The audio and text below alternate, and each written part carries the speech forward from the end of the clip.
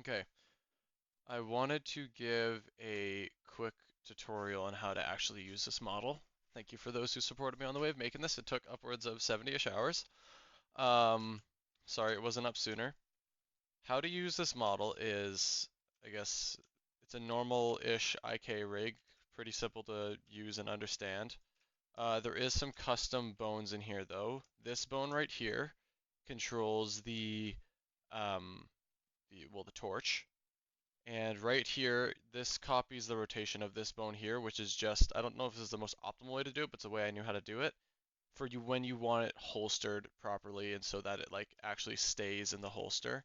You just got to turn both these on. And if you don't want them, you just turn them off.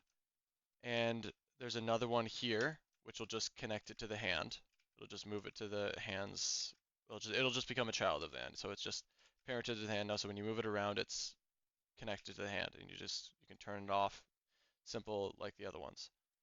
Um, with the hose, it is a curve, so I don't know how this would work if you guys wanted to import this into VR chat or whatever you wanted. Um, it's not done in the best way. I couldn't figure out a better way of doing it, but there's three bones here that connect the whole hose. It works with an array or a deform on an array for this part here. So this will all stay the same distance, but to kind of keep the hose within the realm of reality, you kind of have to keep it the same length because it'll just move with it.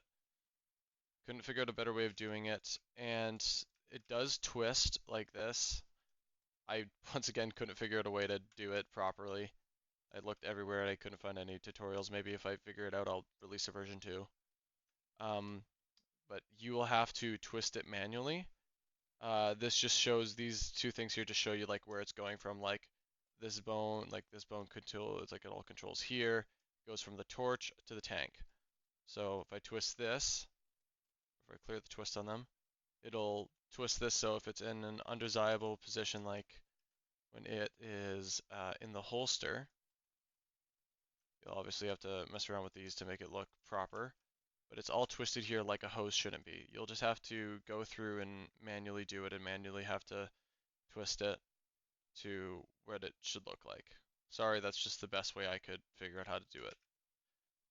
Project was complete, fresh for me for everything. If you've seen anything on my channel, you'll know that this is out of the blue for me. This is not what I normally do. Um, that's the rig covered. Well, actually no. These up here are, it was semi the best way I could do it. These are just like little expressions. Some of these you might not use, like these are from one of Cutwire's things. I'm just kind of trying to use this as a general basis so I can just hide all this stuff, change the proportion so I can easily make the other characters as well. Cutwire is next. These will just be like expressions that you can put over and stuff. These are little sweat droplets. You saw them in one of the renders. I think I did a decent job on how these look. Um, yeah, you'll just have to position them where you want them. And if you don't want them, then you just grab them all and you just can scale them down and you just won't see them anymore. If that's what you want, if you don't want to see them at all, or you can hide them inside the visor, whatever. This bone here controls the visor. It's parented to the head. That controls the sweat droplet. And with the face shapes, some of these are marked with a dash, which kind of just means they have to be added with other things. Like this, it looks, let me do that real quick. This looks a bit off if you don't have this. Or there is, oh, that's not set up in the right spot. Oh, I gotta change that, whatever. Like mouth shocked, there's that. You don't want to have this on when you have it on the left or it'll just start looking funky. Uh, there's the big smile here, which looks a little bit funny if you don't have the teeth, which you have to bring down with it, along with the crazy smile, which was inspired by the cover art for the album. There's the tongue, and then there's the teeth. Okay, alright, I'm gonna have to re-upload this model. There's something wrong. Shit. Bastard.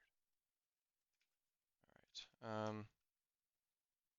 So yeah, there's all these. There's the wide eyes. There's a whole lot of controls here for the face. This will just close the eye completely and just add this model here. There's also big blush.